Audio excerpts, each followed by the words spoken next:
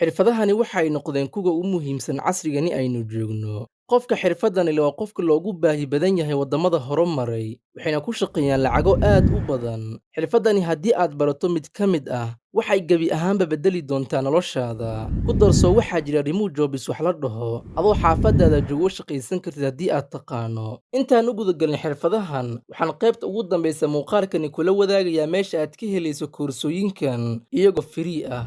Xirfadda koowaad ee aan rabo inaan kula wadaago waxa ay tahay basic computer skills. Inaad barato waxyaabaha basic computerka sida Wordka, Microsoft Excel, PowerPoint.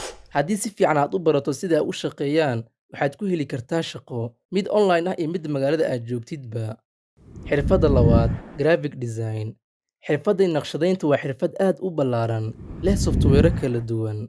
Haddii hal software aad barato, waa ku shaqo tagi kartaa. Tusaale, haddii Photoshop aad barato, waxaad awood u yeelanaysaa inaad samayso boroorka ganacsiyada, business cardsyada, iyo warqadaha xayeysiinta. Waadna ku shaqo tagi kartaa si online ah iyo halka aad joogtidba.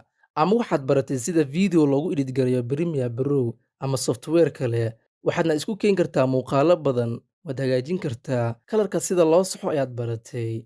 Warbaahinta ayaad shaqo ka heli kartaa ama YouTuberada. Xirfadda saddexaad, website designer. Inaad barato sida website si dhammaystiran loogu naqshadeeyo lafteedaba waa xirfad. Waxay kaaga baahan tahay softwareda Adobe XD iyo Photoshop. Haddii labadani si fiican aad u taqaano, waxaad si dhammaystiran aad u naqshadayn kartaa website dhammaystiran.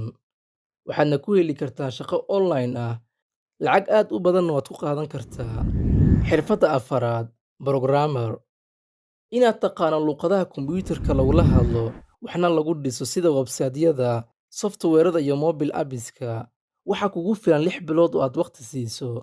Haddii YouTube aad ka raadiso, waxaad arkaysaa dad 6 bilood ku bartay luqadahan, kuna noqday software engineero, u shaqeeya shirkado waaweyn, kaliya dadaal iyo waqti ay kaaga baahan tahay. Xirfadda shanaad, digital marketing. Waa hab casri suuqgeyn ah taasoo lagu sameeyo internetka gudihiisa qaabab kala duwan, sida social marketing oo lagu sameeyo Facebook, Instagram, iyo YouTube. Digital marketing-kan waxaad kaga shaqayn kartaa adigoo gurigaaga joogo. Haddii halkani aad soo gaartay, waxaan filaa inaad isweydiinayso xaggee ayaan ka helaa koorsooyinkan. Ka waran haddii aan ku dhow waxaa kaa xigta hal kilig oo keliya aad YouTube-ka ku dhufatid, waxaadna ka helaysaa dhammaan koorsooyinkan aan soo sheegnay iyagoo dhammaystiran. Haddii YouTube-ka aad ka raadiso, waxaad arkaysaa muuqaallo aad u tiro badan oo loogu hadlayo koorsooyinkani kala duwan ee aan soo sheegay. Laakiin waxaan ka baqaa inaad ka caajiso adoo awooda inaad barato. Hal bil keliya kugu filan in naftaada jaanis aad siiso, si wacan aad u barato mid ka mid ah xirfadahan, marka laga reebo programming-ka oo kaaga baahan 6 bilood. Haddii aan cod dheer kugu dhaho walaal, shaqo la'aan ma jirtee ee waxaa jirta dad aanan garanaynin xirfad. Lacag la'aan ma jirtee ee waxaa jirta dad aanan garanaynin meelaha lacagta laga helo. Intaa ayaan ku soo gunaanadayaa muuqaalkan. Haddii uu ku caawiyey, fadlan like saar muuqaalka oo u sheer garee saaxiibkaaga si muuqaalkani u daawado. Waa mahadsantahay.